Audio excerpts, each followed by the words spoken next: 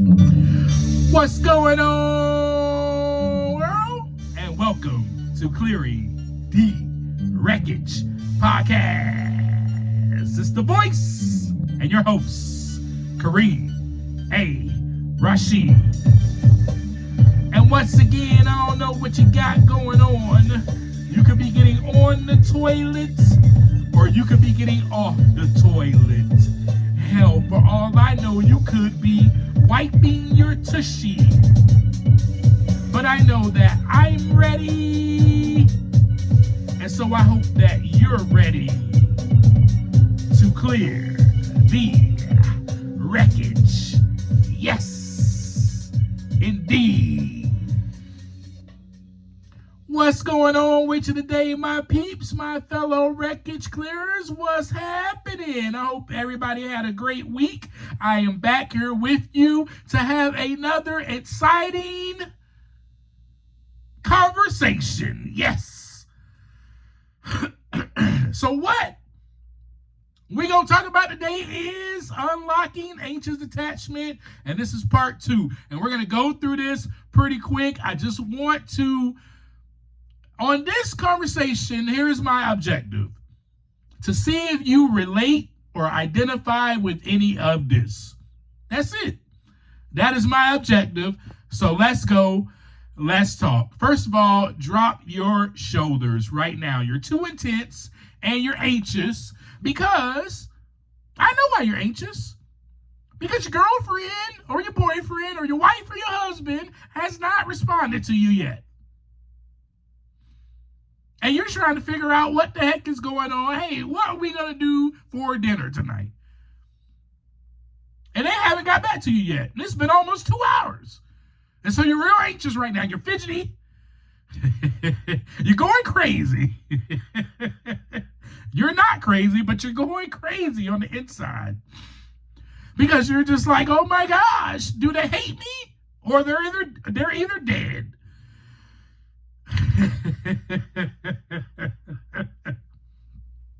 So drop your shoulders, put the phone down, stop looking at it every, couple of seconds. Matt didn't text me back yet. Sarah didn't respond yet. Ding! Oh wait, there's a notification. There's Sarah.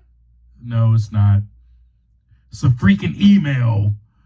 Why hasn't she responded to me yet? I just want to know what we're doing for dinner. Does she hate me? Is she upset at me?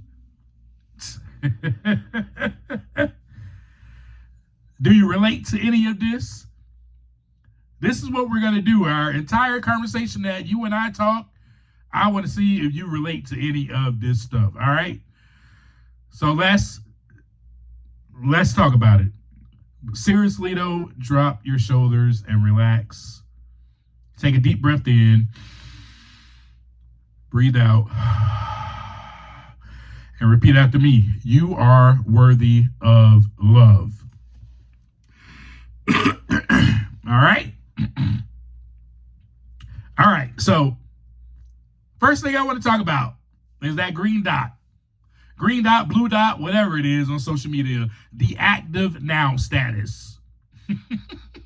Whoever invented the active now status on social media was a clinical sadist who hated those of us who are anxiously attached.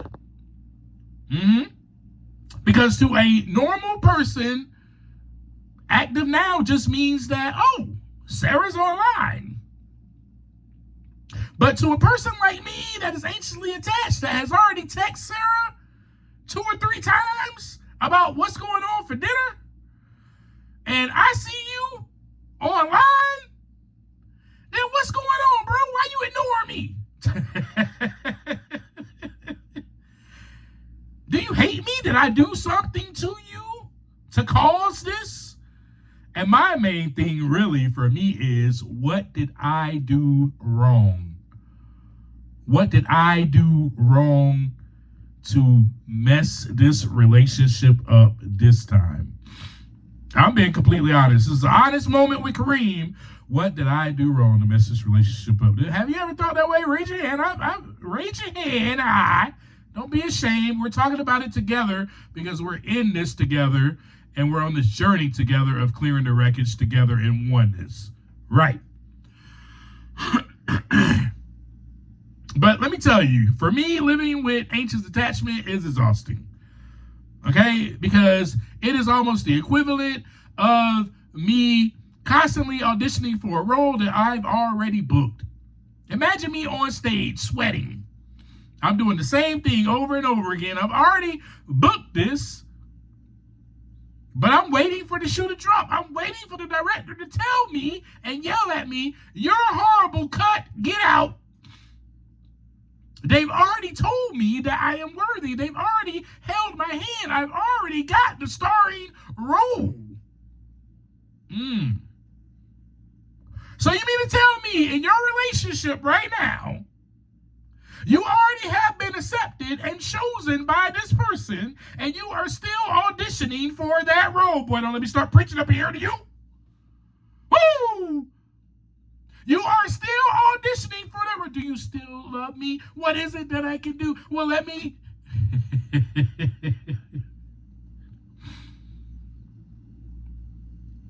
Stop. Well, Kareem, you know what? It's not that easy. It's not that easy. And you're right. It's not. But it is simple. And there are some things that I learned to do over the course of years because of living with this. I have been taking the time to look inside so that the wreckage can begin to clear. One of the things that I learned to do is not be so attached to my phone. When I text my partner, I'm not worried about whether they respond to me or not. Now in the past, past Kareem in 2020, this is 6 years in the making. 2020 Kareem, oh my goodness, I would have been going crazy, stir crazy. But now I'm a lot more calm. I'm not saying that I don't still deal with anxious attachment, because I do, because I have it. I still deal with it. Excuse me, y'all. I've been having a tickle in my throat lately, and I know what it's from before you try to diagnose me and be like, well, you sick, Kareem. No, I'm not. It's from the freaking air outside. Something is going on in my town, in my city, where I get this tickle in my throat. And, man, and then I get a little bit of, congestion, just a little bit, not much. It's not like it's a whole bunch. And then I get, a little bit of sinus drizzle. And I'm like, what's going on, man? I feel great. Freaking allergies. Anyway, so let's get back to this. As I take a sip of water. Let's see if you recognize any of these symptoms. You ready?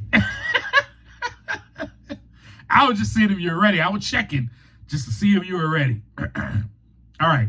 So have you ever sent a text message and then realized that, oh no, this text message felt too needy? And so you immediately followed it up with a GIF or a GIF, I should say, GIF, or a meme of some sort, or a LOL to dilute the vibe. That's passive aggressiveness, by the way. But we've all done it. Have you? Have you ever looked at the typing bubble after you sent the text message? Like right after you sent it, you're still looking at your phone. Oh wait, they're responding. They love me. They're responding right away. And then it disappears. And then it reappears. You're like, oh wait, they love me. Oh. And then it disappears. Have you ever been that way? Uh-huh. Or what about the test? Have you ever done the test? You know the test. We all know the test. We all know the test because we even do the test before we start dating that person. We do the test, right? Who's going to be the first one to text first? So that's the test that you do. And you do it even in a relationship. Like, well, today I'm not going to be the first one to text her. I'm not going to be the first one to text her. And then you may go like an hour, 2 hours. Then you're like, what in the world? This person hates me, and you're miserable. You may make it to the 4th hour, but I doubt it. Because by then you're like, they're dead or they hate me. Yeah. Have you ever done that? Living with anxious attachment style is like this. When your partner inches away just even a little bit, just a little bit, your brain doesn't think, oh, they just need a little space. Oh, they just need to decompress. Oh, they're just tired. Nah. Your brain goes full Game of Thrones. The White Walkers are coming. The village is on fire. Hide the children. Yes. We become forensic scientists analyzing the text message. The greatest detectives ever. Oh, wait, they said yeah, but they didn't say yeah with 3 H's. Man, come on. We analyze whether they put a period or an exclamation point.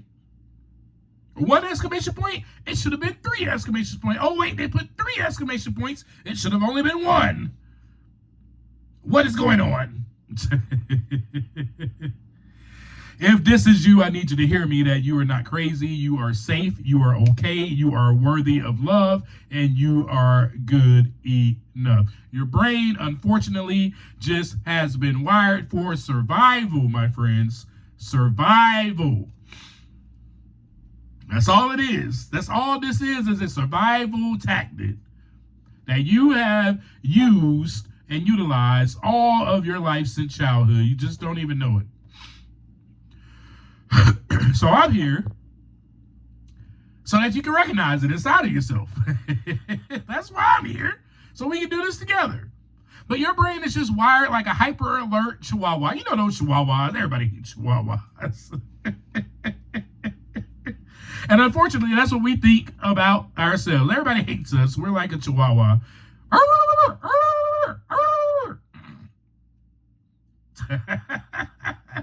That was right on point with it. But no, seriously. I can't be serious with y'all. I can't be serious. You know when you're walking up to the door, you're walking up to somebody's door, before you take 2 steps toward the door, you're like halfway to the door. That chihuahua knows that you're there. Oh my God, somebody loves me. Oh my God, somebody loves me. Oh my God, Kareem's here. Oh my God. Yep. And that's just how our brains are wired. So it's all good. You believe that love is fragile. You were wired somewhere along the line to learn that. So you want to hold on to it tightly. That's all. That's it. It was very inconsistent growing up in your childhood. I will say that to you because that is where it stems from for me. My childhood with inconsistent care. I mean, my eldest sister took care of me. Then my grandmothers and my aunts and my aunties. My aunties and my uncles, right? I was raised by all of them. And if my parents were there, then they weren't there, okay? My parents separated, and then they divorced. And so with my mom, then I was with my dad. Then I was back with my mom, then I was with my dad. And inconsistency. And this has nothing to do with them. They're not at fault. They're not at fault. May I repeat, they are not at fault. They had their own life. They had their own things going on. But the attachment style comes from the bond that I had with my primary caregivers. And so because of that inconsistency, the acting out may even happen. Have you ever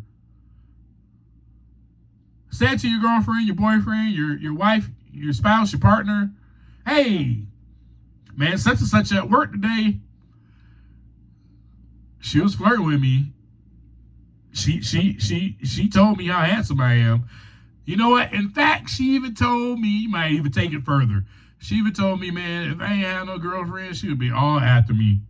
And you go home and you tell your wife that. And you it because you want some reassurance that you're still loved, that you're still good enough, that your wife ain't gonna let nobody take you away from her.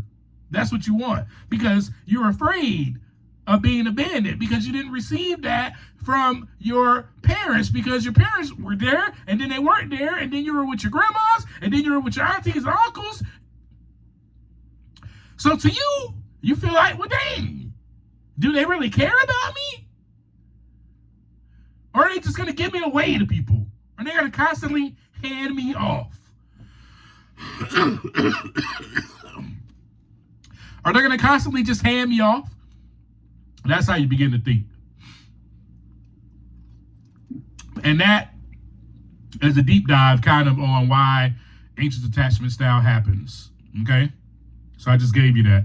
Also happens from past breakups as well. And in my experience, of course, especially with my marriage, going through all of that I went through, you know, kind of trained my brain to be on a high alert. So here's the other thing that happens with anxious attachment style folks, okay? That magnetic attraction, which is basically, this is going to blow your mind. There's another type of attachment style, which is avoidant. And the person that is anxiously attached is drawn to the person that is avoidant attachment. I know, blows your mind, right? So I'm going to share a little scenario with you real quick. After my divorce, I was single for a little while. Then I started dating this young lady, right? And this young lady, maybe she didn't know it about herself at the time. Maybe she now knows it. I don't know. But none of this is to discredit her or defame her. Lovely young lady. I'm so grateful that I actually met her and I was in that relationship because it also not only taught me a lot about myself, but I was able to grow from that. Okay? She has avoidant attachment. So every time I would draw closer, she would pull away. I did not know that about her, but I knew about myself because I was learning in therapy and I was taking time to look aside, right? So that the wreckage can begin to clear this anxious attachment stuff. Like, what really is this? You know, and so me and my therapist was breaking it down together. And me and my therapist was tracing it back to childhood. And we worked on it together, right? And we're still working on it till this day. So anyway, I just thought I'd share that. So that was pretty much that relationship. And you know what? And that relationship ended. And on my part, I kind of understand now. I have a deeper understanding because of her attachment style being avoidant, and I should have picked up on it back then, but I didn't. You know, but the avoidant person, they feel trapped. They feel suffocated. So they have to kind of move on to the next or move to or have some space or distance. All right.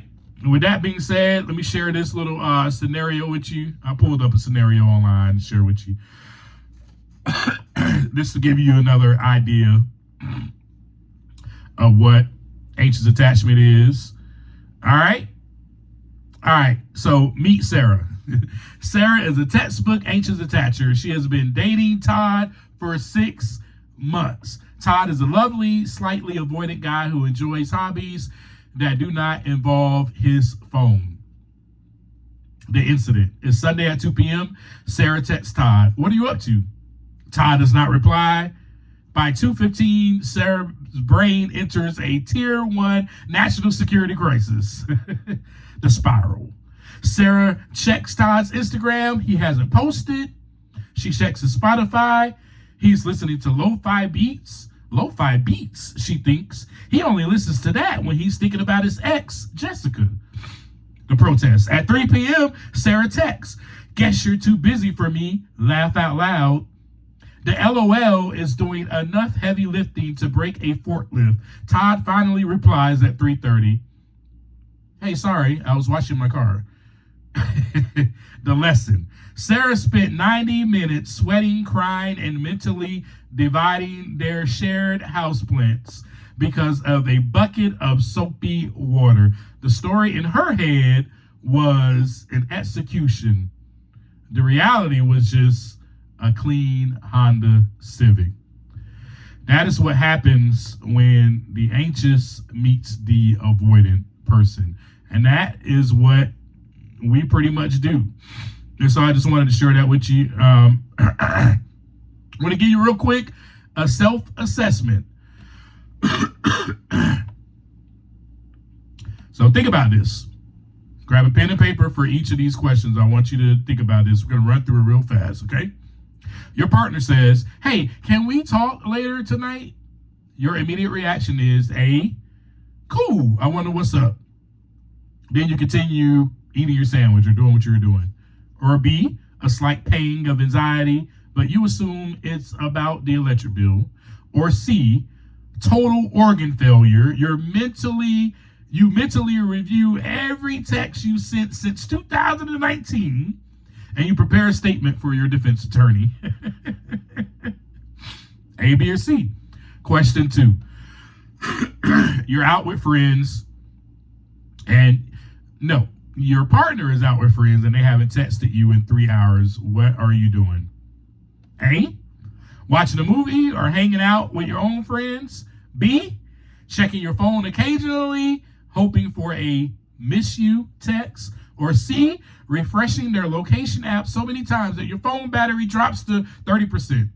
You've also convinced yourself they are dead. Question 3. The typing bubble appears, then disappears, then appears again. You, A, don't even notice because you aren't staring at the screen. B, think, must be a long text, and wait. C, suffer a minor heart attack, and you scream at the phone, just say it, tell me you hate me.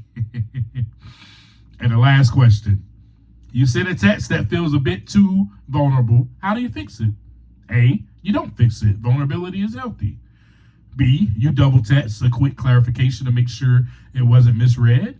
Or C, you immediately send 5 consecutive memes, a TikTok link, and a casual laugh out loud anyway to dilute the emotional radiation.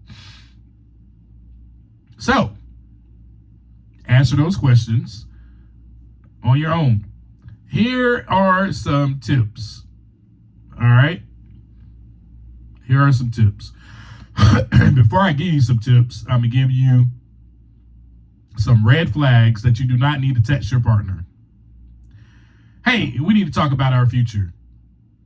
Also, look at this video of a golden retriever wearing tiny shoes. Laugh out loud. That is the vibe diluter. You're trying to dilute what you just sent because you feel like it's too much. The overcorrection. Sorry, I asked if you still like me. I know you're busy at your grandmother's funeral. Ignore me. I'm being crazy. Love you. See you soon. See you in 2028. The passive aggressive. Wow, 7 hours and 42 minutes to reply. Hey, new record. Standard shipping takes less time than your replies. Passive aggressiveness. The punctuation panic. You said okay with a period. Is everything okay? Did I do something? Are we breaking up? Please call me. So those are some things that you want to avoid doing. And if your score is a freaking 13, 12 to 15 points, full-blown chihuahua mode, then you are anxiously attached, my friend. Hey, I was going to give you some tips. The only tip I'm going to give you is this before we leave, okay? At the end of this conversation.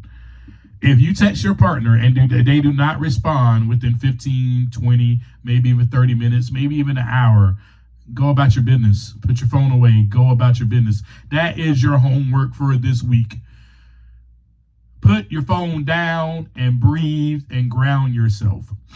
Okay? And that's all I got for you. All right? As I always leave you, take some time to look inside so that the wreckage can begin to clear. Peace.